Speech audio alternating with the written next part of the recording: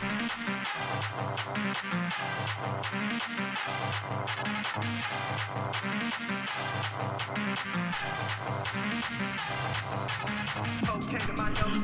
everybody. This is your boy Recap, and we have another edition of the Double R podcast where only I can provide you my honest, raw take. You know why? Because it's my honest, raw take. It cannot be duplicated. It cannot be copyrighted. This is my raw take, and we're here to give you the best that we can. We'll get started in 1 second. Noah, what's goody? How you feeling today? Welcome into the Double R. We'll get started in 1 second.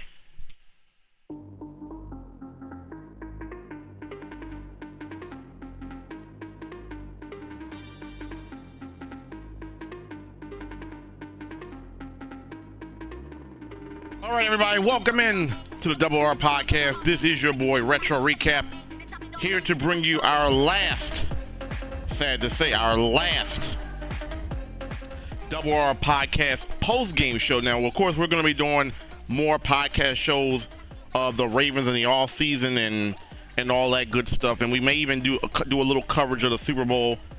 But as far as Ravens post-games, this is the last one. You know why? Because the Ravens are done. The Kansas City Chiefs walked into Baltimore. It was a big celebration. The Ravens are hosting their first ever AFC Championship game at the bank. A lot of hype. You had Ray Lewis there. You had Ed Reed, Jonathan Ogden, Michael Phelps. You had everybody there. You had Shaquille O'Neal. Anybody who's anybody was at the bank. How often does that happen for a Ravens game? How often does that happen at a Ravens game? That you see the big stars out there, the Ed Reed, the Ray Lewis, the T Sizzle, the John Ogden, the Michael Phelps. Anybody who's anybody was there tonight. Unfortunately, Ravens did not hold up their end of the bargain, as the Baltimore Ravens lose to the Kansas City Chiefs 17-10. And what was a rather interesting game, I should say, and I'm going to leave an asterisk beside the word interesting. And just leave it at that. So, Kansas City Chiefs are going to the Super Bowl for, what is this? How many years has this been? They've gone, so they didn't go in 2021. So this is back to back, and then they went in 2020. They went in 2019. They went right. They went. Yep. So 2019 they went again. They went in and they played the San Francisco 49ers. They won. 2020 they went. They lost against they lost against Tom Brady. 2021 they lost to Joe Burrow. 2022 they beat the Eagles, and then now 2023. So this is 4 years in the Super Bowl, and they did it again. What do you know? I'm not gonna hold you. When I first saw this matchup, and I said Chiefs versus Ravens, I like this matchup better for us than I like the Buffalo Bills, because Josh Allen is nasty with the ball. And if it comes down to a last possession where Josh Allen can get you yards, you know, that's scary. But one thing I've learned is you never doubt Patrick Mahomes. Now, where do I begin? The common theme in these postseason games with the Baltimore Ravens is that they can't get off the good starts for some reason. Like the first half in the Texans game and in this game, it just was very sluggish. I don't know what's going on with that. Even though they won the one game, they didn't start off good in that game either. And I was a little bit surprised. And before I get into the offensive side of the ball, let me get into the defense, because the defense played actually pretty good today. The defense played actually pretty good today. You know why? Because they didn't even give up a point to Patrick Mahomes in the second half. Not one. I mean, how many times did we hear Tony Romo say this game is going to get out of hand if the Ravens don't stop them here? The Ravens didn't allow a point in the second half. I don't like the game plan, though, coming in, because you've seen the man coverage stuff with the blitzing was working in the second half. Mahomes wasn't able to just do whatever he wanted like he was in the first half. They went from a zone coverage with four-man pressure to a man-to-man blitz pressure, and it worked. You know, and shoulda, woulda, coulda. I wish they had done that early on, because I'm not even sure Kansas City would even got 17 points had they played that kind of defense in the first half. Roquan Smith is a dog. Roquan Smith is a dog. Patrick Queen is a dog. Kyle Hamilton is everywhere on the field. Kyle Hamilton is a fucking dog. All those guys, they were getting hit in the mouth early on. They made adjustments, and they proved why they're the best defense in the league. The Ravens defense came out to play in that second half. I'm not going to say they weren't ready in the first half, but the game plan was not it. Revenge Noah, welcome in, everybody. How you guys feeling today? For what it was, the Ravens played their game on defense. They actually played their game on defense. I'm not mad with the defense at all. Lamar Jackson is unguardable, but the problem is, if your game plan is to sit there and drop back with Lamar Jackson, he's not going to look unguardable. What's up, Contest Beauty? Welcome into the Double R.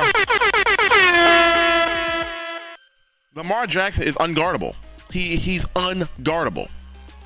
But when he's very predictable in throwing the ball, he's not unguardable. And a lot of the culpability has to go on Lamar Jackson as well, because yes, he was getting pressured a lot, but there were also plenty of times where he sat in that pocket just looking. And I'm like, Lamar, why aren't you taking off? It was like Lamar Jackson was trying to prove himself as a dominant pocket passer. The one thing that worked in the Texans game is, fine, y'all want to give me the lanes, I'm going to take off and run. There was quite a few times, I'm going to have to go back and look at the footage today, but there was quite a few times in this game where Lamar Jackson could have took off. Even the play to Isaiah Likely, which I'm going to have to watch it again, he had room to run. The Ravens, the Chiefs defense played very well. But when you're playing a defense that well, you have to take advantage of the little things they gave you. The Zay Flowers, the first fumble that was committed against Lamar Jackson, fine. Ronnie Stanley, Morgan Moses, they've been getting beat all game. They allowed the strip sack. Cool. That happens. But the Zay Flowers goal, like, what is up with these goal line what's up with these goal line turnovers? Last year, it was Tyler Huntley at the goal line. Sam Hubbard took it to the distance. This year, Zay Flowers looked like he had a touchdown. He dove. The ball got punched out right before he got across the goal line. Touchback. What is up with that? What is up with the last 2 years where the Ravens have a chance to put points on the board and make this a game where they commit the craziest turnovers?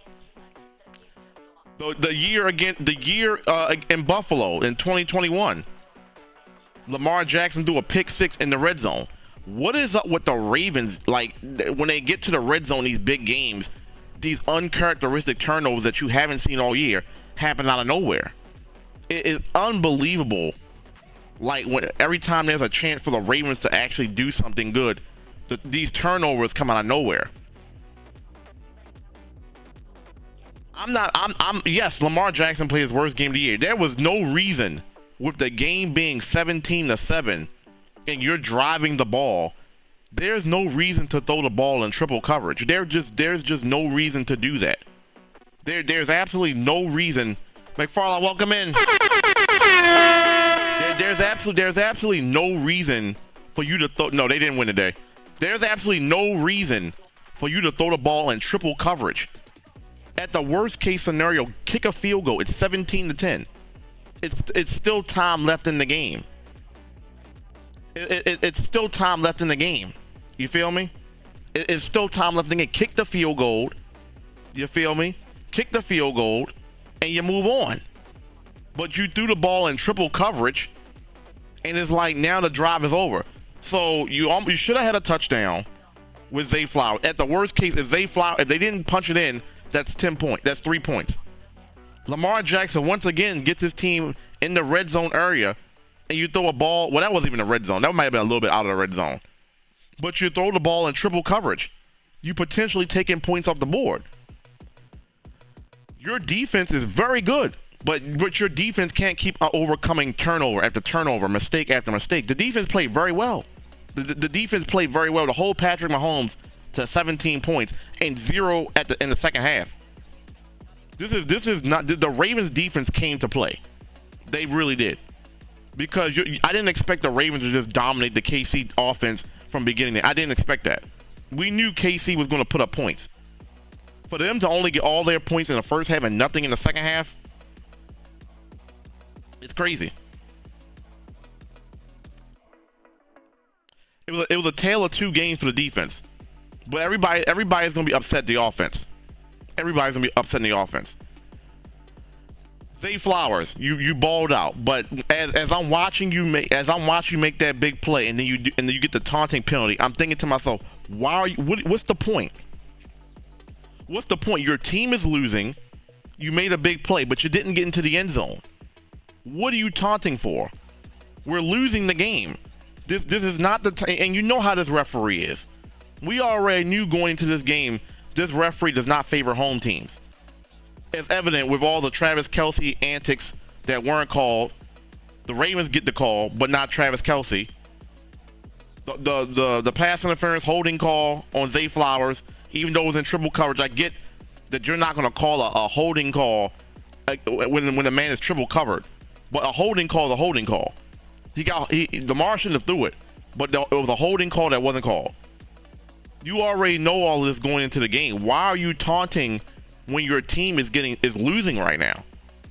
You make a big play, cool. Get back into that huddle, and let's get on with the next play. As I'm watching the play happen, you're standing over the guy. You flip the ball in his face. I'm like, what are you doing? You're losing by 10 points here. You're not winning. If you were winning, I would say, okay, maybe, but I'm not a big fan of taunting in a game that you need to go to the Super Bowl. There is no taunting. Make a play, get your ass back to the huddle, and get ready for the next play. Like, I don't understand why you need to taunt on somebody when your ass is losing. I just don't get it. I really don't get it. You redeemed it because the very next play or a couple plays after that, you caught another pass and you got down to the red zone, and then that happens when you fumble the ball. So it's like Zay Flowers, it's like you had a good game, but you also made some plays in this game that went against your team. You know what I'm saying? And it's tough. The Ravens were the best team in this playoff. But it's not about what you've done against everybody else. It's how you I always say this.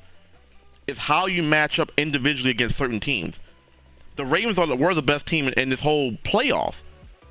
But there are certain teams that match up, and Andy Reid is always going to be the sensei. He's the mastermind. He's the coach. John Harbaugh coached under Andy Reid. So the sensei still is on top of his game. He outcoached John Harbaugh. Mike McDonald was getting outcoached into the second half. Mike McDonald made adjustments. Todd Monken did not make adjustments. Where was the running game? Where was Gus Edwards? You signed Dalvin Cook. Where was Dalvin Cook? You basically signed Dalvin Cook for one game. Did Dalvin Cook even get on the field in this game? Was Dalvin Cook even in this game at all? You signed Dalvin Cook, you don't use him. You got Gus Edwards, you don't use him. KC gave up how many rushing yards to the Buffalo Bills in the previous week? What's the game plan here? What's the game plan here? The Buffalo Bills ran all over KC last week. But for some reason, we choose not to run the ball. That's suspect to me. What is going on with that? What's happening here? You already had the blueprint. Lamar Jackson, you don't need to prove to anybody and I'm talking to Lamar as well. You don't need to prove to yourself or prove to anybody that you're a pocket passer. We know you're a pocket passer. We know you can pass from the pocket. And I felt like this game, it was so many opportunities he could have took off with the ball. Where he had 5, 6, 7 seconds and no one's there. Take off. You know what I'm saying? By the time you start running, the defense is already in your face, and now you forced to throw the ball out of bounds or throw the ball off your back foot. You don't need to prove to anybody that you're a pocket passer. I felt like he did a very good job in the Texans game of, fuck it, y'all gonna give me the run? Y'all gonna give me the QB run? Fine, I'm gonna take it. This game, it was like, Y'all give me scrambling lanes, and I'm not going to take it sometimes. You know what I'm saying? I don't understand. And Tom Monken, you get a lot of credit for rejuvenating this Ravens offense. I really do. But this particular game, I'm not sure what was going on here. I'm really just not sure what was the game plan here. It's like you have running back. You were the number one rushing team in the league, but you abandoned the run. What's that about? You led the league in rushing all year long, and then the one game to get to the Super Bowl where you abandoned the game plan. It was like this back in 2019. You had the number one rushing attack in 2019. You go against Tennessee, you're throwing the ball 50-some times a game. I don't get it. I really just don't get the mindset in these big games. Like what be going on in the play calling? Like, because I'm not a coach by no stretch of the imagination. But I'm gonna tell you one thing. Whatever got me here, I'm gonna ride that all the way to the end. I'm not gonna change up my game plan just because I think the team knows it's coming. Fuck it, stop it. Can you stop it? You know what I'm good at. Can you stop it? Lamar Jackson is good with the ball in his hands, running, design, and a scrambler. Stop it. Make Kansas City stop you at what you do best. Who gives a fuck if they know it's coming? It's the best thing I can offer. Can you stop what I'm doing? At least give yourself a chance. Give them a chance to prove that they can. If they can, fine. But you're not even giving them a chance to do it. You're literally taking your best assets and saying, fuck that. We're gonna drop back and get Lamar throwing 30 times a game. The game was still close. The biggest lead that Kansas City got in this game was 10. It was always a 10-point game. So there was no reason to panic and abandon the run play. No Dalvin Cook. No Gus Edwards. Let's look at this. Let's look at this. Let's take a look at this now. Let's look at Ravens running back. Like we'll get to the Chiefs in a second. Gus Edwards got the ball 3 carries for 20 yards. He's averaging 6.7 yards per carry. Let's call it what it is. How do you only get 3 carries and you're the primary running back for the team? You ran the ball 16 times, 8 of which was Lamar Jackson, and he should have ran more. Lamar Jackson should have had about 13 rushing attempts in this game, because I've seen a few times where he had all day to throw in the pocket and decide to just either let the defense get in too far or force a play that he didn't. He should have got picked off a couple times in this game. It wasn't just the one pick. There was another ball he threw. I want to say it was in the third quarter where the guy just dropped it. Or maybe, I can't remember what quarter it was. I don't remember who he was trying to get the ball to. But it went right. Was it Aguilar? I don't know who he was throwing to, but it went right through the defender's hands. And I'm like, what are we doing here? What are we doing here, dog? Patrick Mahomes, for all he did in the first half, Patrick Mahomes, it wasn't like he lit the Ravens up. He kept drives going, but it wasn't like he lit the Ravens up here. 30 of 39, very efficient. Let's not get it twisted. But if you told me 241 yards from Mahomes and they would win by 7 points, I'd be like, you crazy. There was a stat early on in the game that they said every time Mahomes played the Ravens, he averages like 350 yards passing. You only give up 241 yards and you still lose. It's crazy. Travis Kelce, I mean, for all the antics, you got to give the guy credit. I mean, everybody knew that was their best weapon coming into the game. And once again, this is my point. You know Travis Kelce is a weapon, but what does KC do? They say you're going to have to prove that you can stop Travis Kelce. We're not just going to abandon Travis Kelce. You're going to have to prove that you can beat us with our best weapon. The Ravens like, okay, Lamar Jackson, you're our best weapon running the football. We're going to take away the run. Or the running game in general. Gus Edwards, you led us all year. We're just going to take you out the game. The Chiefs was like, no, Travis Kelce, you're our best player. You're our best pass catcher. We're going to force feed you the ball. 11 receptions, 11 targets, 11 receptions. So it's like, okay, Ravens, you know who our best player is, but can you stop him though? The Ravens like, oh well, you know what we do best, but guess what? We're not gonna give it to you. We're just gonna abandon our own shit that got us here, and we're gonna play mind games and try something different. We're gonna drop Lamar back. How many times did he throw the ball this game? We're gonna drop Lamar back 37 times and say, can you beat Lamar Jackson with his arm? I don't get it. I don't get it. You make the opposing team take away to stop you at what you do best. If they can do that, kudos to them. But don't as a play caller abandon what got you there. You're making it easy for Kansas City. You're making it easier for the Chiefs. Okay, Lamar Jackson's our best scrambler. He's our best runner. Gus Edwards is one of our better backs. We're gonna take both of them out the game. And we're gonna see if we can beat Kansas City by airing the ball out 37 times. That's not how the Ravens won games. Why is it that when we get to these big games, the play calling all of a sudden changes to where it's like the Ravens never played like this all season long, and then a game to go to the Super Bowl, we want to drop back and throw 37 times. I don't understand. You play action. What are you play action in for? You haven't established a run. I don't understand the times that they did go play action. For what? You didn't establish anything. Gus Edwards got the ball 3 times. Justice Hill got the ball 3 times. What are we play actioning? There's nothing to respect. You're not even giving them the ball. What am I respecting with a play action if you're not even giving them the ball? I don't understand. And I don't want to beat up Todd Monken because I feel like he's transformed his offense for the whole season. It's just when you get into these moments, I do blame Lamar a little bit for a lot of the shit that happened, but the play calling was not good on the offensive side of the ball. It wasn't good. You know what I'm saying? Lamar Jackson is good when the running backs are a threat. When you have to respect the run, Lamar Jackson becomes unguardable. Because now you have to make KC choose, do we run? Is he going to run? Is he going to pass? Is he going to scramble? The defense got 3 things to think about with Lamar Jackson if the running game is working. Is Lamar Jackson going to pass? Is Lamar Jackson going to scramble? Is it a design run?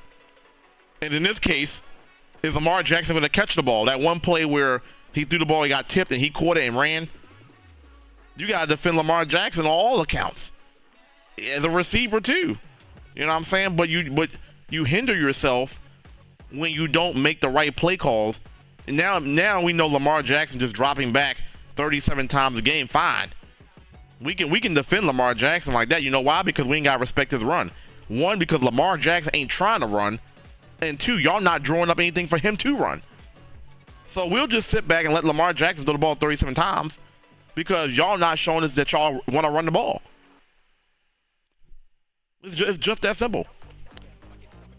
Boy, oh boy! Every time we get to these games, every time we get to these big games, the Ravens play calling always is suspect. I'm not even going, and I could sit here and blame the referees, but one thing I'm not going to do is I'm not going to blame the referees. You know what I'm saying? Because you already knew this referee we had going into this game. He throws the flags more in favor of the home team. The road team has a higher winning percentage than the home team. When this particular referee, Sean, what's his name? Sean, I forgot what his name is. Apologize.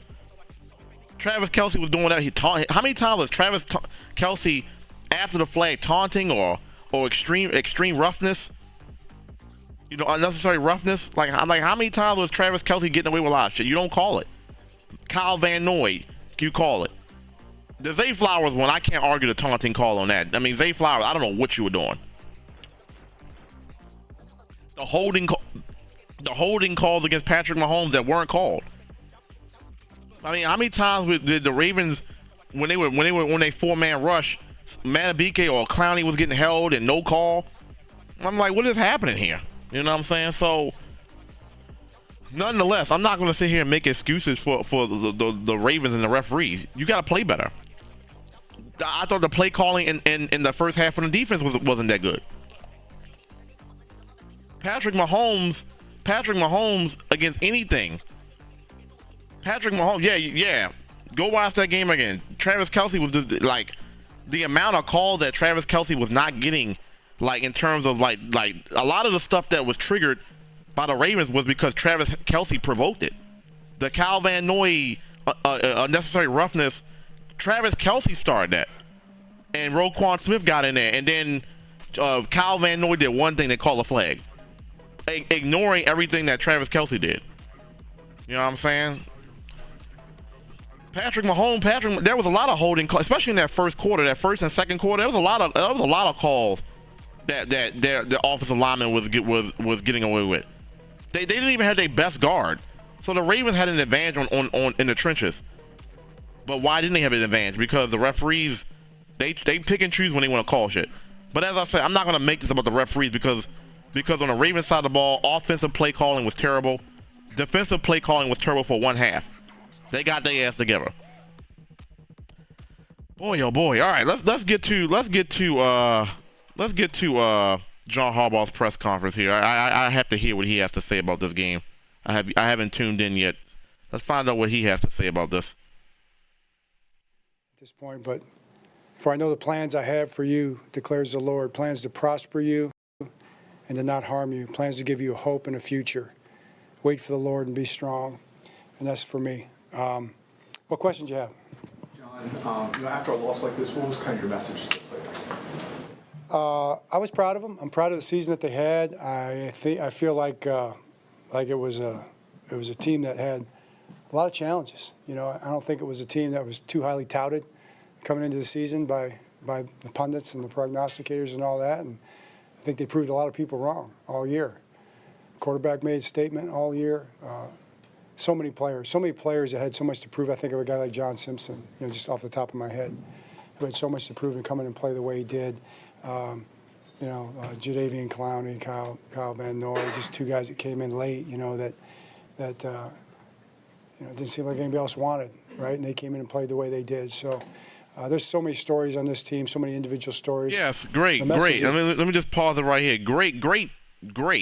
I mean, listen, as a coach, I'm glad that this culture is what it is.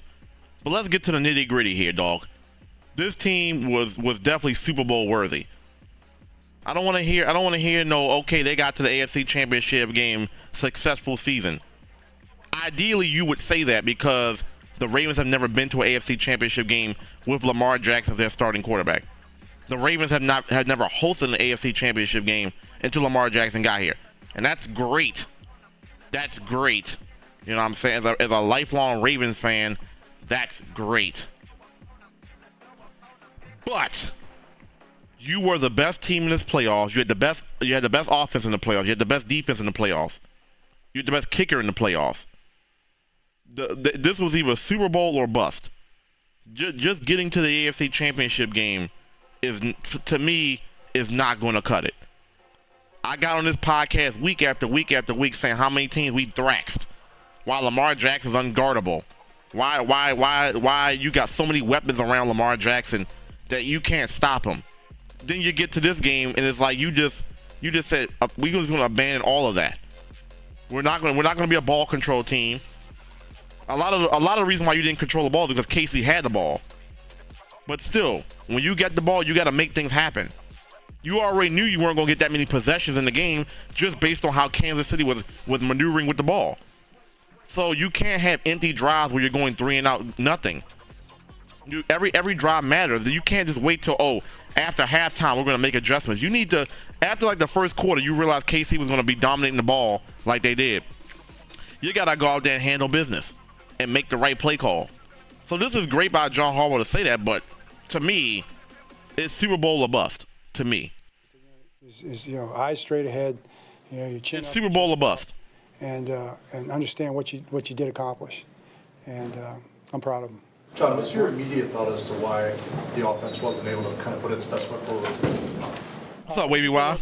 Welcome in. A couple opportunities to score down there. We didn't get the touchdowns. I mean, it was really a defensive struggle. If you step back. How you feeling, Wavy? My guy, I love you, man. And they were able to score the points, and we weren't.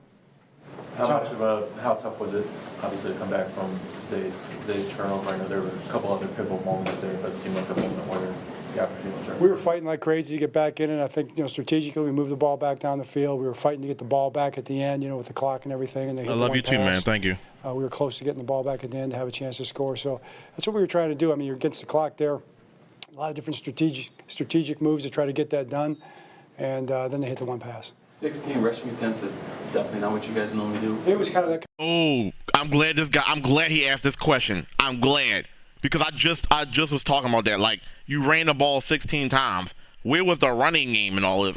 I want to hear what he has to say. Kind of a game, I'd say. That's the way it worked out, the game. Attempts is Strategic moves to try to get that done, and then they hit the one pass. 16 rushing attempts is definitely not what you guys normally do. It was kind of that kind of a game, I'd say. That's the way it worked out, the game, kind of the way the game went. I'm not buying that. I'm sorry. We're gonna cut John Harbaugh off right there. I'm not buying that. I'm not buying that.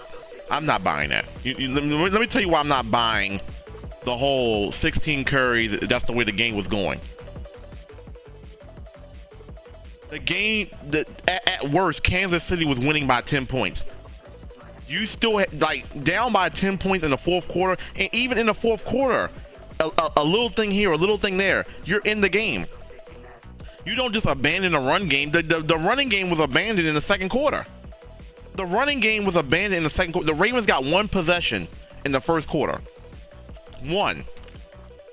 As I just mentioned, based on the flow of the game, like he's talking about, possessions are going to be limited. But that doesn't mean that you abandon the run because of the possessions. That's not what that means. Just because the flow of the game is dictating, okay, KC has got the ball, you got to run that ball and be consistent. You know why? Because running the ball keeps the ball in your hands.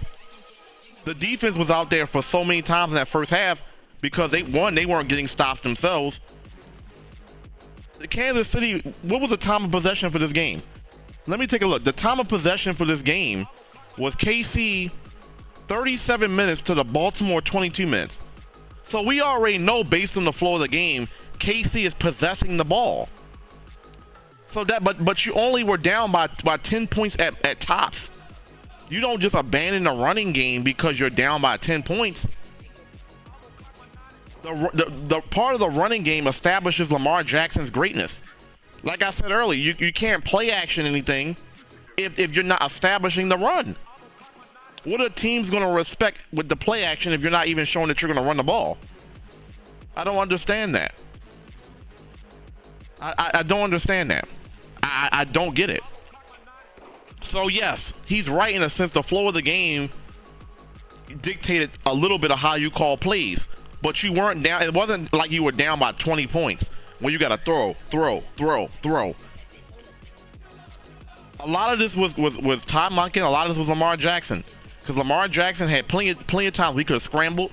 He was in the pocket 8 seconds, 7 seconds. I'm like, dog, take that bitch off and run. But I also blame Todd Monken for these long routes that you're trying to throw. You're trying to have these long route combinations, and you can just tell because of how long it took Lamar Jackson to get the ball out of his hands. One of the things that worked last week against Houston was that you saw Houston blitzing in the second quarter. You made adjustments in the second half, quick throws, Lamar scrambles. Where was that in this game at all? I'm not going to sit there and say that the offense was non-existent, because there were a few drives they were moving the ball. The Zay Flowers drive where he fumbled the ball, they were moving the ball then. The ball where Lamar Jackson threw in a triple coverage with Isaiah Likely, they were moving the ball. At worst, you can get 6 points off those two drives. At the worst. Of course, at the best, you get touchdowns. You didn't get anything out of that. So what do you mean the game dictated the flow? What do you mean by that? What do you mean the game dictated? Even though the game was 10 points, you were still driving the ball. It was 17-7. It could have been 17-13. If at worst, if you got 2 field goals out of that, it's 17-13. Now you're putting the pressure back on KC to really move the ball on offense, and they weren't doing that in the second half. You got to take advantage of what's there. I don't understand why forcing a ball into triple coverage, when at the very least you can get 3 points. That throw made no sense. That's why I blame Lamar Jackson. I'm not going to blame Top Monk in there. I'm going to blame Lamar Jackson because what are you reading? I saw people in the comments section. I got to go back and look at the footage. I saw people in the comments saying OBJ was wide open. Zay Flowers was open on the play that he threw in the truck. Because think about it. If it's three people on the tight end, somebody else got to be open somewhere else. Because there's three guys defending a tight end. Lamar Jackson decided to throw the ball where three guys were at. And granted, it was a holding call that wasn't called, but you can't leave it up to the ref to make calls, especially this crew. You can't leave it up to the refs. Lamar, I gotta look at the footage again. I would love to see who else was open on that interception throw to Isaiah Likely. Because like I said, if three guys are on him, who's on everybody else? Lamar Jackson should have thrown that ball. It's just wasted opportunities. So back to what I was saying. This season was great. It was great to get on here and talk my shit about Lamar Jackson unguardable. This defense is great. Kyle Hamilton is a fucking beast, by the way. It was great to get on here week after week after week and tell y'all how good this Ravens team was. But the one thing I don't like is when you get into these big games and it's like the team that I kept talking about all season long, we got a different version of that team in the AFC Championship game. Where was this team? Where's the team that I've been seeing the last like 8 or 9 weeks? Where was that team at? Because that wasn't what we got here. Lamar Jackson had plenty of time to scramble. He didn't. Lamar Jackson making bad reads. We hadn't seen that in a long time. Taunting call, like Zay Flowers ain't never been called for a taunting call. All season. How many taunting calls did the Ravens have all season? Like that's uncharacteristically them. Unnecessary roughness calls. After the play, like after the whistle calls. Well, how many of those did you see this season? I don't remember seeing a lot of those this season. Why all of a sudden we get this version of this Ravens team in this particular game? Lamar not scrambling when he needs to. Zay Flowers taunting call. Unnecessary roughness call. None of these were characteristics of this team all season long. But it becomes a characteristic in this game here to go to the Super Bowl. You would think the Super Bowl, the game to get you to the Super Bowl will be the game that you're most disciplined in, right? You would think the game that is going to take you to the Super Bowl is the game where you're going to be most disciplined. Why are we having undisciplined calls in a game that you know matters so much to you? As I mentioned earlier, Zay Flowers, you're down 17-10. You make a big play. Why are you taunting? I love you, Zay Flowers, and you were one of my favorite Ravens this year. But why the hell are you taunting when there's no reason to taunt? You're losing the game. You made a big play. Great. You're a receiver. You're supposed to do that. You're supposed to make plays. But you're losing. Why are you making taunting calls? Why? It's that kind of stuff that don't make sense to me. You're losing the game. You are losing the ball game, and you are getting flagged for no reason for taunting. You didn't even get into the end zone. You didn't even get into the end zone. There's no reason to taunt. You're down by 10. Get your ass back in that huddle and go for the next play.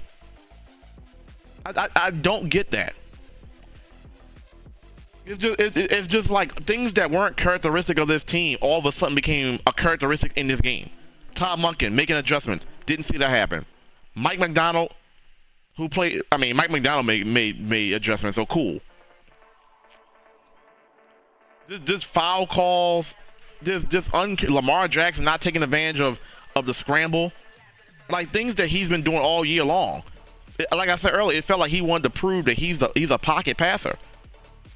Like there were plenty of occasions he's holding on to the ball, holding. And I'm like, dog, take off. By the time you decided to take off, it was too late. It was like, damn. Where was OBJ at? OBJ had those couple catches in the fourth quarter, but where was OBJ at? What did you like? I mean, Grant, OBJ gave you the leadership. He gave you the presence on the field. He made you have to respect him. But where was big play OBJ at in any of these playoff games? Like, what did you? I thought we signed OBJ for the playoffs. I thought OBJ was going to make a difference for Lamar Jackson. We always talked about getting Lamar Jackson a number one receiver. The reason why he was on a franchise tag, and he probably wanted a long-term deal was, y'all weren't giving me no receivers. You finally gave him some receivers, and you finally gave him Odell Beckham, who you paying, what, $16 million? How many targets did Odell Beckham have in this game? Like, I don't understand. You're paying this man $16 million. Okay, Odell did have six targets. So that they were trying to get in the ball. He only caught the ball 3 times. So they were trying to get in the ball. But shit, honestly, if the game plan was a throw, I would have thrown OBJ away. You know why? Because he's the only player on the roster on your offense. Well, maybe Nelson Aguilar, but that has Super Bowl experience. That has big play experience, big play ability. Shit, give him what was the point? What was the point of getting Dalvin Cook? What was the point of getting OBJ? What was the point of getting these guys, but then you don't use them in a game that matters? You're paying this man $16 million for 1 year. You're paying this man $16 million for 1 year, meaning now that your season's over, OBJ's a free agent. So what did you sign OBJ for if you weren't going to use him? That's my whole question. The season's over. Now that I can reflect on the season, OBJ had maybe like 1 or 2 good games this year. Everything else was mid, average. You don't pay $16 million for mid. And I'm not blaming OBJ. I'm just want to know why the ball wasn't in his hands more. Was he not getting open? Was Lamar missing him? I'm not blaming OBJ. I don't know who to blame. All I know is OBJ wasn't getting the ball. That could be Lamar not seeing him. That could be he's not getting open. That could mean the play wasn't designed. I don't know what it was. But OBJ was not big. He's big play. Everybody knows OBJ is a big play guy. Where was he at? This is for all the marbles. The Ravens haven't been to the Super Bowl in 11 years. You have to play this game like you have to use all your weapons. I feel like only weapon that was used was Zay Flowers. Mark Andrews came back in this game after how many weeks did Mark Andrews miss? Like 8 or 9 weeks. It was nice that he came back, but I want Mark Andrews. I don't know what it did. People are gonna say I was reading all week. Oh, Mark Andrews is back. Lamar Jackson's gonna force feed the ball. Mark Andrews only had two targets, so he wasn't force feeding Mark Andrews the ball because Mark Andrews only had 2 targets. Isaiah Likely, a guy that he was using a lot prior to this game, Isaiah Likely only had 3 targets. Why weren't you giving the ball to your playmakers? Isaiah Likely is what helped get you here. He helped you beat the 49ers. He helped you beat Jacksonville. He helped you beat Miami. Why wasn't Isaiah Likely getting the ball? I mean, I like Zay Flowers, but Zay Flowers had 8 targets. The whole issue with this game isn't even about the targets of the receivers. It's about the play calling. The play calling was horrendous. The play calling was horrendous. Absolutely horrendous.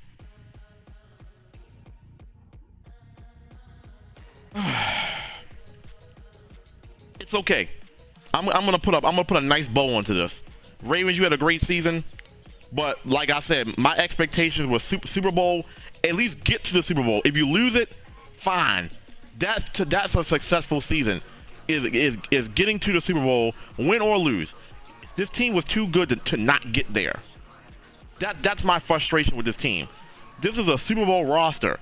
You built this roster to get to the Super Bowl. I don't want to hear hang your head up. This is a great season. No, not with the kind of talent on this team. This is not a great season. Getting to the Super Bowl and winning is a great season. No, excuse me, an amazing season would be winning the Super Bowl. A great season would be getting to the Super Bowl. You didn't do any of that. So at the end of the day, this season is what it is. You paid Lamar Jackson to get you to a Super Bowl.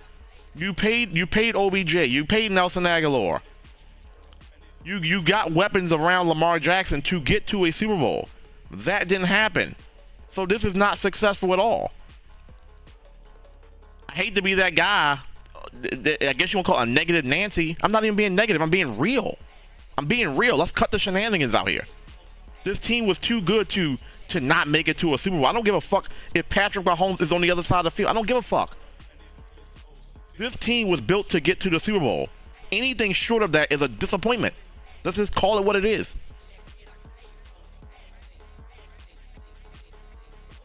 Like I'm up here making videos and like, yeah, this team is Super Bowl. There's no way. The defense is way too good. The defense was good in this game. They didn't give up a point in the second half. The defense was really good. Why is it that the offense always has these games where they just disappear sometimes? This is not a successful season in my opinion. It's great that it's good that they got what they got, but this is not successful. I'm a big storyline guy.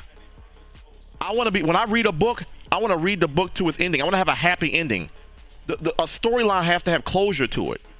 This storyline doesn't have closure to it because my expectation of this team is not what we got. I'm still reading the book.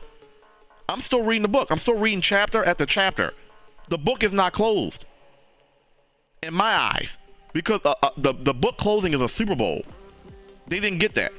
So until then, the book is going to remain open until they get a Super Bowl, or at least get there. Like who wants to read a book? Who wants to read a book 300 pages in, and you read 300 pages in a 400-page book? You still got 100 more pages to go before the storyline is complete. The Ravens got to page 300, but page 400 was the Super Bowl. So as long as until they get to the Super Bowl, this is unsuccessful. It's not like this franchise, it was an up-and-coming franchise, and like the Texans, like the Texans, they had a great season. No one expected the Texans to get to the divisional round. The Ravens were Super Bowl or bust. So this doesn't move the needle for me. I'm not going to be one of those guys that, oh, great job, y'all. You made it to the AFC Championship game. Great job. You deserve a pat on the back. There's too much talent on this roster to be satisfied with that. I'm calling it what it is. This is retro uncut. I'm tired of sitting there having to make the sorrow pity story. Oh, great job. Great job. What you call it? Passive aggressive? Oh, great job. Maybe next year. No. This was supposed to be the year. Because you don't know what's going to happen next year. Lamar could get hurt. Not gonna lie, we don't want Lamar to get hurt because just like Lamar Jackson is going to be your MVP. So I'm not gonna. Lamar Jackson had a great season, but you can ask Lamar Jackson. This season is not complete. He don't care about an MVP. A Super Bowl was his goal. A Super Bowl was his goal. So he's not gonna be happy about an MVP. I'm happy for him. But as a team, it's still incomplete. Exactly, Wavy. Yeah. You had every right to be in your emotions as a fan. Because I do these podcasts, I'm watching from a different lens. I'm watching as a fan, but I'm also watching as X's and O's. I'm watching Lamar Jackson drop back. Yeah, Lamar Jackson had pressure in his face sometimes, but there was also times he had all day to throw the ball. And I'm like, oh, scramble, get out of there. If there's nothing open, scramble. You've been doing this all year long. Why are we waiting till we get to the biggest game of your career to have all this time to throw the ball and then you don't take off? You choose this game to hold on to the ball over and over again. There was a couple of times I'm like, dog, if you don't scramble for 7-8 yards, by the time you realize the scramble, it was too late. Like, why do we wait to this game to play like a team that like this version of this team? I don't know where this team came from. This wasn't the same team I had been watching all this time. After the team after the bye week, that was not this team we saw today. The team that beat San Francisco, the team that beat Miami, the team that beat Jacksonville, the team that beat the Rams. This was not the same team tonight that I saw in those previous games. It is Aaron, first of all, welcome to the stream. I appreciate you coming in. I appreciate your comment. Let me answer that real fast. There is shame. Let me tell you why. Because for all the experience that Andy Reid and Mahomes got, the Ravens had the better team. We lost to Andy Reid because our coaching staff got outcoached. We didn't even lose to Patrick Mahomes because I thought Patrick Mahomes was very vulnerable, especially in the second half. This game was for the taking in the second half. The defense did what they had to do. Like maybe a year or two ago, I would have said no shame. The Ravens were better on every side of the ball. You had an MVP quarterback who played like an MVP. So I would have gave the edge to Lamar Jackson this particular game. You had a better defense. You had a better wide receiving core. Special teams, you want to call it even? Buckner, Tucker, even. Cool. But they have a better coach. They got outcoached. Todd Monken, I don't know what the game plan was. It was a throw. You know what I'm saying? Like maybe a couple years ago, I would have said no shame.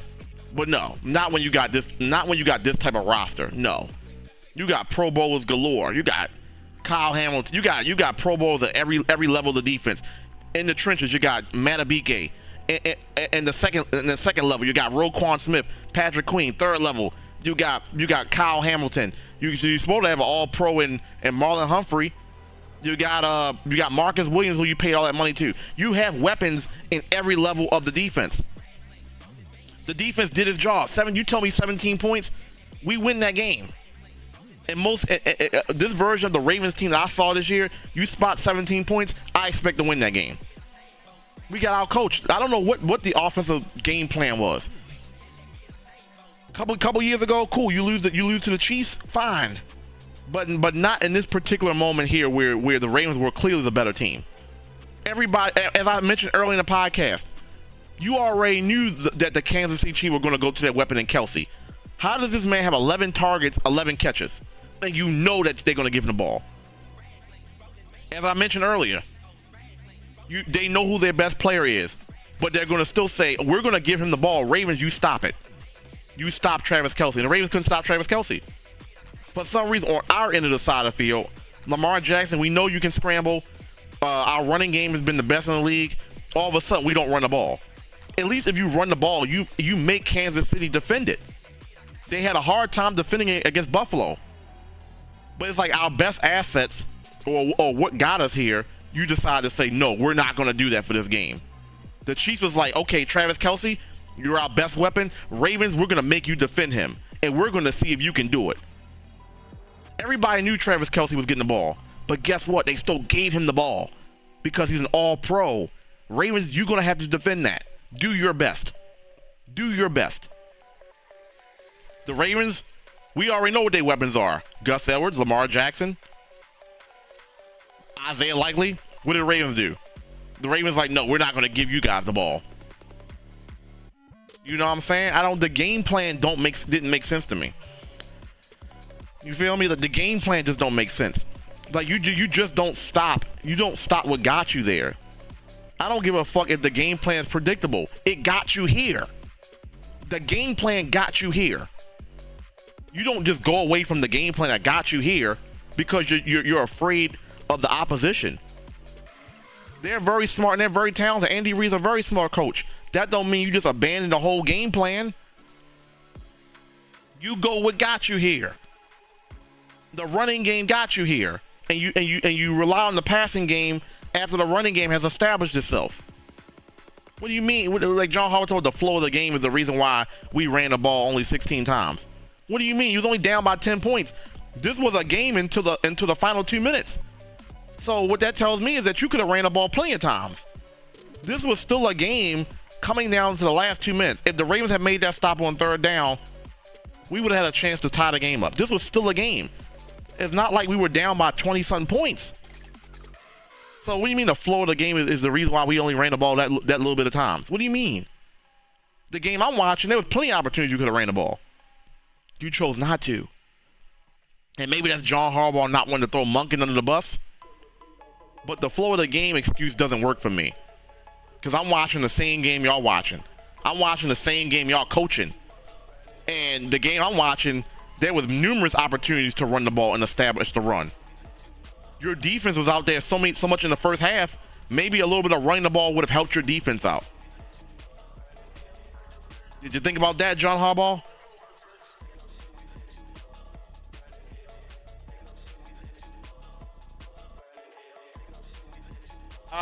Okay, let me get back. Let me get to the comments. I think we almost done with this podcast. I got to do another podcast when we with the Lions. Let me get your guys' comments. I mean, for anybody watching, seriously, Seriously. You saying the offensive line got manhandled? That's not the game. I saw that in the pass. I saw that in the passing in the pass blocking. Yes, but you know football as well as I know football. Pass blocking and run blocking are two different things. Yeah, they were getting manhandled at times in the passing game, but I saw lanes. Gus Edwards had 3 carries, averaging 6 yards a carry. So Lamar Jackson averaged 6 yards a run. So I mean, just because they weren't pass blocking doesn't mean there weren't opportunities to run the ball. They chose not to run. You don't even give Gus Edwards a chance to run. You gave him 3 carries. You didn't even give Dalvin Cook the ball. You signed Dalvin Cook. You don't use him. You give him 1 game in garbage time. What was the whole game plan for Dalvin Cook if you weren't going to use him? The running game was non-existent.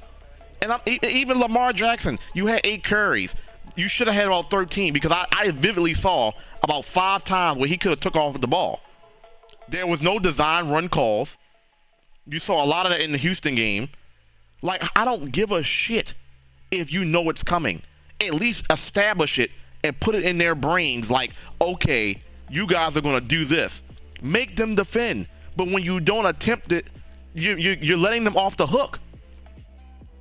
You're letting them off the hook when you're not doing the things that got you here. And you have this whole other game plan when you're not even doing the shit that got you here. That's what irritates me about this game. It's a reason why they only scored 10 points, because they played a different style of ball than they've been playing all season long. That's why they scored 10 points. It's because you wanted to be brand new.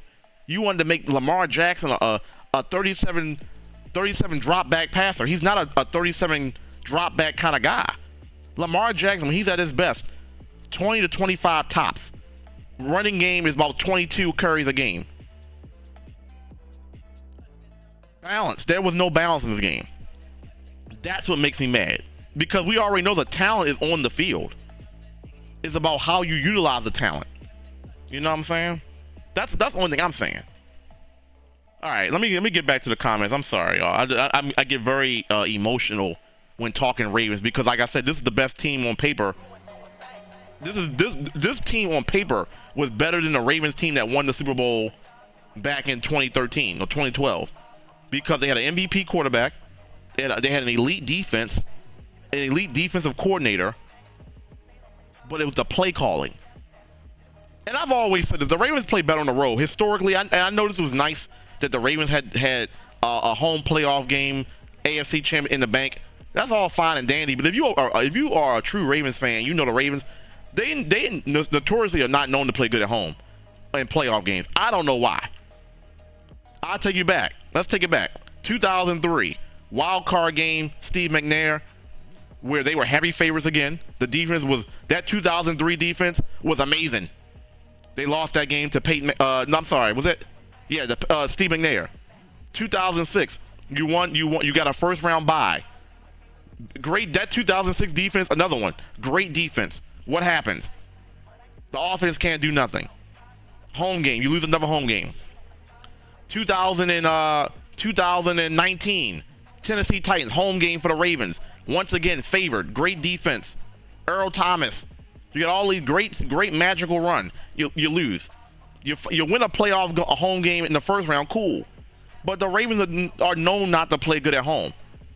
If they're ever going to get to this elusive Super Bowl, they're probably going to have to do it on the road. As much as I hate to say that, home games and Ravens don't mix when it comes to the playoffs. It's like it's too much pressure for the Ravens to be at home. They always been dogs on the road. Even back to the Joe Flacco era. You know what I'm saying? I want to break that mold. Of course, I want the Ravens to play good at home because just imagine if they had won this game. You think about it. The Ravens haven't played a road game in so long.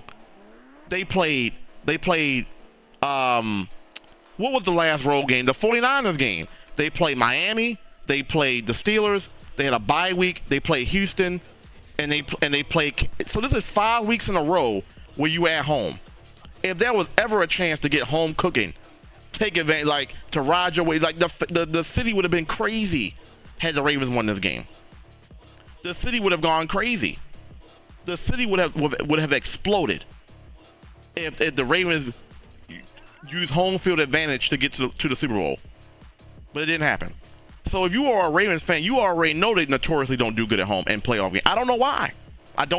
Because they usually have usually if you're at home, you probably are the better team. But once again, you heard it. The Ravens always embrace the underdog role. I feel like this game, people were expecting the Ravens to win, and they don't play good when they're expected to win. They need to be that. And even though Kansas City was the defending champions, the Ravens were the better team. And I don't know if that's too much pressure on them. They can't handle the pressure. But when they're projected to win, they don't win. They beat you when you don't expect them to win. So anyway, all right. Before I get out here, I do want to get LJ. What's up, man? How you feeling today? Thank you for chiming in. Let me get to you guys' points. I believe the Ravens win that game against any other team. Yeah, I would have rather played the Buffalo Bills, honestly. You know what I'm saying? The Chiefs were a good matchup for the Ravens too. They just decided to get out their game plan. They could have beat the Chiefs. It's not like the Chiefs were like, as you've seen, they scored no points in the second half. So it's not like the Chiefs were like, oh my God, they were light years better than the Ravens. The Ravens offense didn't show up. And yeah, I do give credit to KC defense a little bit.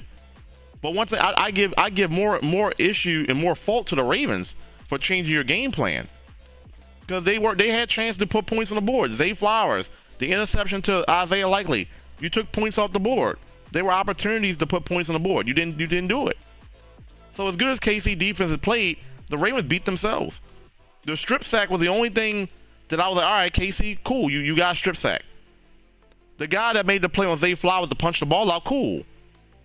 You know, I get Zay Flowers is trying to make a play on the ball. I'm not going to knock Zay Flowers for trying to get in the end zone. But if you're going to make a head first dive into the end zone, you need to protect that ball a little bit better than that, dog. You know what I'm saying? So we better than what we played. I was mad we abandoned our run game. Exactly, Wavy. The Ravens lost in the trenches on both sides of the ball. Yeah, definitely in the first half. In the second half, the Ravens won the trenches on defense. On offense, I don't think the Ravens won the trenches at all at any point in the game. And you know, and once again, you don't win the trenches because you're not establishing the run. You might have came in here a little bit after the fact. I said it, Aaron, but if you're not establishing a run, then what is there to respect? The pass blocking, and you know your pass blocking is getting beat. So that's even more reason why you should run the ball. Your pass blocking is getting beat. Morgan Moses, Ronnie Stanley, they're getting beat. Why do you want to keep drop back passing during these long combination routes, knowing that your tackles can't even hold up? That's even more valid reason why you don't keep passing the ball. You just said the pass blocking was terrible. They lost in the trenches. Well, why the fuck am I still gonna keep passing the ball? Where's the short play? Where's the OBJ slant game? We know OBJ, when he's at his best, he's got the slant game on lock. Where was the slant game? If you want to get the ball out of Lamar's hands, where's the slant game? You got all these long combination routes that are taking too long to develop, and Lamar Jackson getting sacked or pressured. That's a Todd Monken thing. And like I said, I don't want to chew Todd Monken out because he's part of the reason why this offense even looked as good as it did this season. And I hope he doesn't go anywhere, because evolution year 2 of this offense is going to look really good if Todd Monken stays. This was the first year I thought their offense looked pretty good. The Ravens lost in the trench. I think I read that. It took the life out of them. I do agree. They were losing the trenches game on both sides of the ball in the first half. I think the defense got it back in the second half. The offense never got it. The game plan was all over the place. Agreed. It's making me mad talking about this, because it's like I'm a fan. I'm watching the game, and I already knew if I was calling plays what I would have done. But I'm not a coach. I don't get paid to call plays. But that was the one thing I was noticing all game. Like, why the fuck are we not running the ball? You know, Gus Bus y'all. People act like Gus Bus can't run. That's another thing. People act like, next all season we're gonna get Derrick Henry. You know, we're gonna get this guy. Gus Edwards is more than serviceable. A lot of times when Gus Edwards don't get yards, it's because the Ravens don't give him the ball. Gus Edwards is a very good back. Gus Edwards is really good. Like the man, like let me look at Gus Edwards. I know he's averaging over 5 yards in his career. People act like Gus Edwards is a slouch. Like I never understand why the Ravens don't give him the ball more. Actually, I was saying that in that Pittsburgh game a while ago. Give him the ball. Gus Edwards. Actually, this was his worst year, but he's averaging 5.2, 5.3, 5.0, 5.0, and this season he was averaging 4 yards a carry. So he's averaging 5 yards a run for his career. So basically what that's telling me, every time you give him the ball, he's going to give you 5 yards or more on average. What does 5 yards a carry do for you? It moves the ball. It possibly moves the chains. That's how you keep ball possession. When you don't establish those 5 yards a carry, then the Chiefs ain't got nothing to respect. The Chiefs ain't got nothing to respect. You're not even giving him the ball. So why is the Chiefs defense going to respect Gus Edwards when you're not even showing that you're going to use him? The line was getting manhandled. How are they going to throw the ball? Oh, I think I answered that. I blame Taylor Swift. That's crazy. That's crazy. Every time I see her face, yo, I'm gonna keep this sports related. I'm not even gonna get into that. LJ, what changes will you make in the off season? You need to get Lamar Jackson a true number one receiver, and I know that's kind of crazy with saying that. But OBJ, like I said, you pay OBJ $16 million. Zay Flowers is emerging as a number one receiver, but I don't know if Zay Flowers is ever going to be number one. But I just don't know. He's going to be a great number two, but they need to get themselves a true number one receiver, and they need to figure out what the hell to do with Ronnie Stanley, because last week he played good. This week he played like the Ronnie Stanley we have been seeing. Like you're paying Ronnie Stanley all his money, but he's giving up so much on the blind side. You know what I'm saying? Lamar Jackson's a right-handed quarterback. The one thing that you got to do is protect your blind side. And Ronnie Stanley, with all the money that he's getting paid, he's not been doing a very good job of blocking Lamar's blind side. Now, don't get me wrong, as a run blocker, he's really good. You seen that run last week against the Texans? Like Ronnie Stanley mauled that guy into the end zone. Like he's good at run blocking, but pass blocking, he's gotten beat. Lamar Jackson is always going to be good if he has protection. So you need to figure out what you're going to do at left tackle. Morgan Moses got beat, but I think Morgan Moses is going to stay. You need to get you a dynamic wide receiver, number one receiver. And everything else is good. Sign Patrick Queen and Matabike if you can. Franchise tag one or the other.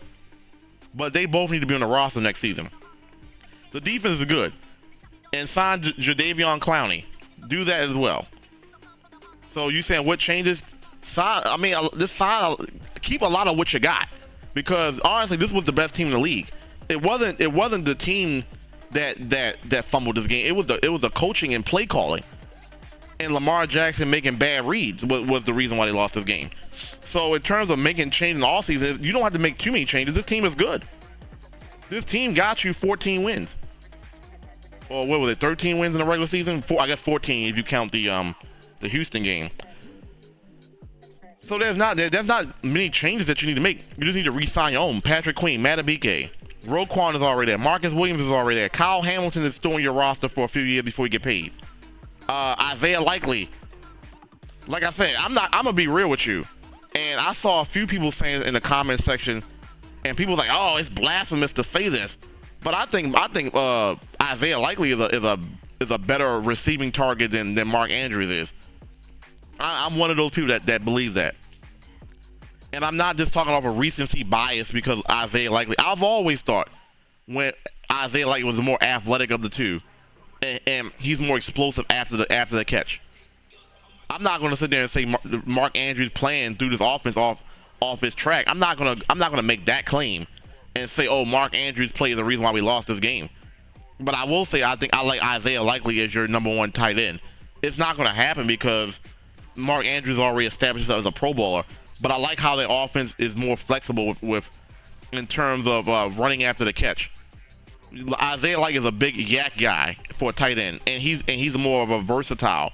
Yeah, we see Mark Andrews play wide receiver, but I think Isaiah Likely in a hybrid role, receiver and tight end, is much more of a threat than Mark Andrews, and that's just what I see on the field. You look at the offense when Mark Andrews was there, and you look at the offense with Isaiah Likely as your number one when Mark Andrews got hurt. The offense was clicking. You know what I'm saying? But you know, I'm not going to sit there and say Mark Andrews is the reason why we lost, but I like the Ravens offense when they move better with Isaiah Likely. I really do. So I wouldn't make too many changes. OBJ is not going to be there next year, especially not at the amount of money that he got this year. So you need to get yourself a number one receiver. I would say, I don't know what you do with Rashad Bateman. I really don't. I like Rashad Bateman, but he wasn't much of a threat at all this season. Obviously Zay Flowers is going to be there. Nelson Aguilar I liked. I like Nelson Aguilar. I really do. It depends on what you get Nelson Aguilar for. I would say you could keep him. He's a good slot guy, third guy. Zay Flowers, Bateman, Aguilar, and then you replace OBJ with somebody. I don't know. I don't know who's on the market. Maybe you go after DeAndre Hopkins finally. Maybe it's a year too late. I mean, DeAndre Hopkins, they have a 1,000-yard receiving year with the Titans. If he can do that with Tennessee, he can probably do it with the Ravens. You know what I'm saying? DeAndre Hopkins opted to go for more money than play on a winning team. I guess OBJ did as well, but you get a DeAndre Hopkins. You get somebody that's a true number one. OBJ is a true number one, but he used to be a number one. I'm not sure if OBJ is a number one. I saw a couple flashes of OBJ being a dynamic receiver, but that was very few flashes. She has nothing to do with this. You say you should have signed another pass rusher. Well, you gotta remember, Kyle Van Noy and Clowney weren't even in training camp for the most. Kyle Van Noy definitely wasn't. They signed Clowney and Van Noy at the very end of training camp, and then Kyle Van Noy came into the season. So they got pass rush. Jadeveon Clowney has always been known as a guy who can get pressure but can't get sacks. He got a few sacks this year. He had a great season, but he's always been known as a guy that can not always finish the tackle on the quarterback. So Jadeveon Clowney had a great season for what we know him to be. You know what I'm saying? Matabike, so I don't know. I mean, another pass rusher won't hurt, but you got to ask yourself the question, who is that pass rusher you're going to get? I like what they got, but I don't know if all of them. I don't think Van Noy is going to be back. I'm pretty sure he's not going to be back.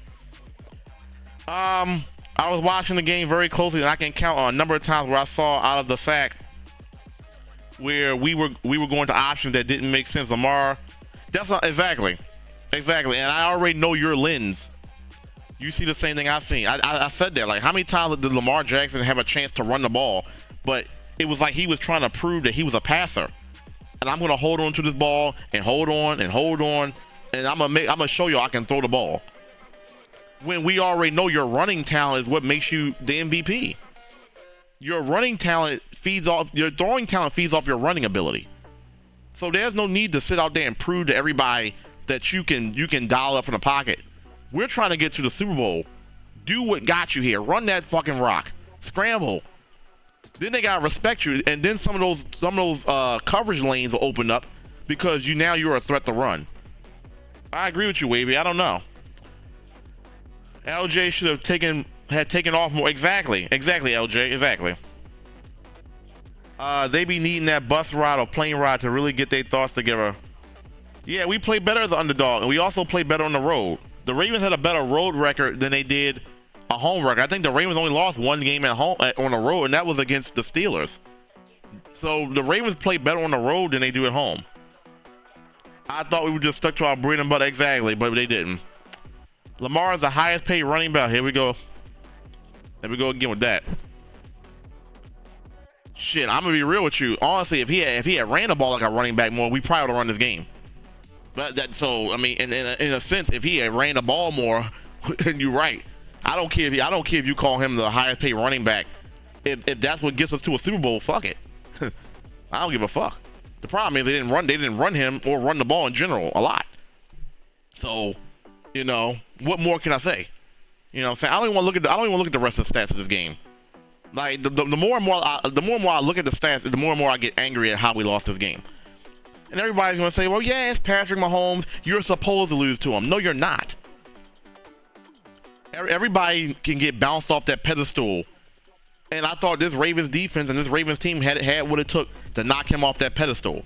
You don't just chalk it up. Oh, it's Andy Reid and it's Patrick Mahomes. It's a good season. You're supposed to lose. No, you're not. It was a 10-point game, and the Ravens didn't even play their best football.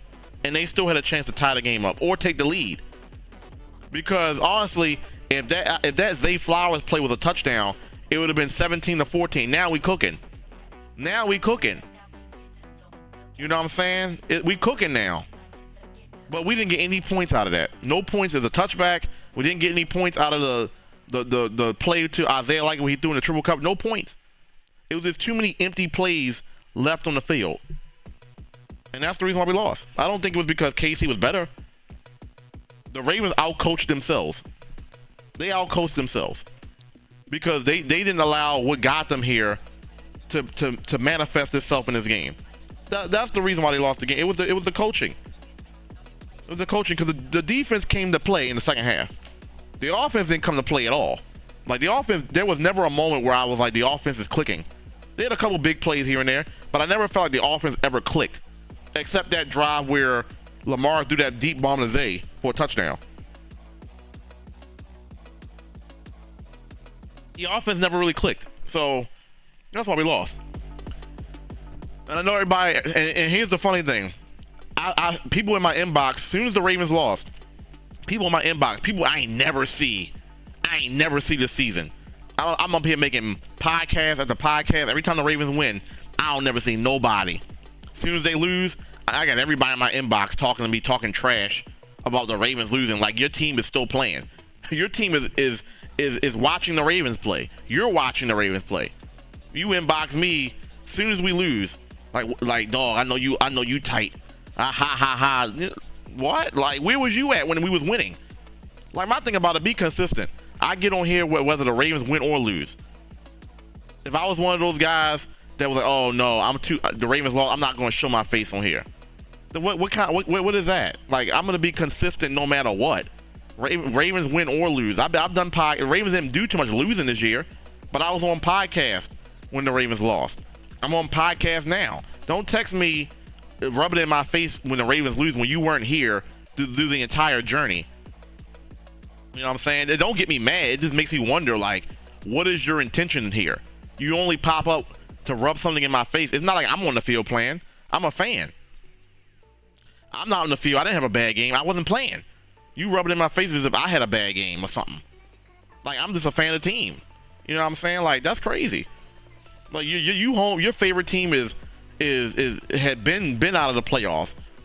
Dog, I got like 5 text messages of people just talking shit. I'm like, where have you been? Where have you been all year long? Like, if you were talking trash while we were winning and you talking trash now, fine. But I got people that I haven't heard from at all. I'm like, who are you? Who are you? You just know I'm a Ravens fan. The Ravens lost. So I was like, okay, let me jump in retro inbox and rub it in. What? Like, come on. Get out of here. So toss OBJ, get a number one receiver, fix the O-line, and keep the core. Yeah, the team is good. You don't blow this team up. I would love to see anybody on this platform talk about blow it up. For what? You should have won this game. The coach, if anything, you get rid of you. If anything, John Harbaugh or whoever's calling the plays need to be fired or just reevaluate it. It's like, why'd you get away from the things you do best? I probably would look at our playbook and tighten up. It was just too many long combination routes. The longer it takes for your receiver to run the route, the longer it's going to take for the play to develop. And if you got blitz in your face, a blitz a design of the blitz is to get pressure on the quarterback to make him get the ball out faster. If you're running route combinations that take 5 to 7 seconds to get open, and the blitz is in your face, what the fuck is Lamar Jackson supposed to do? You don't draw long route combinations if they're blitzing you. Like, I don't understand that. You call a short game. You allow Lamar Jackson to use his legs up the middle, depending on where the blitz is coming from. Because usually when you're blitzing, there's single coverage somewhere. Usually, someone's open. Lamar has to do a better job in reading that, getting to the guy, and Todd Monken has to do a better job of not calling routes that take 5 to 7 seconds to develop when they're blitzing you. It's just that simple. You know what I'm saying? I don't understand why you call in these long plays. I'm like, why has Lamar Jackson still got the ball in his hand and not taking off? If you're going to hold the ball that long, take off with it. Oh, boy. They shouldn't be talking smack. Yeah, you text me I've been doing this for, 12, 13 weeks now, and now I ain't never see you. Now you talk trash when we lose. It's like you were waiting for them to lose just so you could rub it in. Like, get out of here. Get out of here. Yeah, they set up Lamar low key as soon as they seen. Yeah, exactly. As soon as they seen the blitz, the short passing game should have been an option. It is what it is. Anyway, what a great season for the Ravens. Well, for what it was, as a fan, it was fun to watch the Ravens win. And I'm not too thoroughly mad about this game because I feel like we should have won. I don't walk out of this game feeling like KC was a better team than us. They didn't score anything in the second half. KC defense played good, but I feel like the Ravens offense dropped the ball in this game. Literally. They fumbled the ball. And so I don't walk out of this game thinking, okay, we got our ass with KC that's just that much better. No. It was a good season, but I expected to win this game. Just like a lot of Ravens fans, because on paper, we're better. But that's why you don't play games on paper, because you actually got to call plays and coach. And we got out-coached. It's just as simple as that. Anyway, thanks for a great season, everybody. The Double R podcast is not going anywhere. We're just done with doing Ravens post game because obviously there is no more games. Whenever there's news about the Ravens, I'll make a YouTube short. If it's big enough, I'll do a podcast. We will be covering the Baltimore Orioles this year.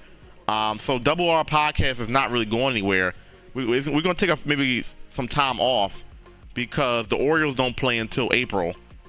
So we got some time for baseball season, but between now and anything newsworthy that pops up, you'll see me. But as far as the post-game reactions, I mean, there's nothing else to say.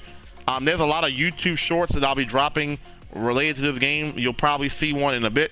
I will be back in a little bit because we're going to talk about this Lions game that I'm not even watching. I'll have to watch the highlights of this game, but I'll be back on here in a little bit to talk Lions and 49ers. At about 10:30, 11 o'clock. So definitely catch me then. But as far as my final Ravens post game, this is it. And I appreciate y'all for watching.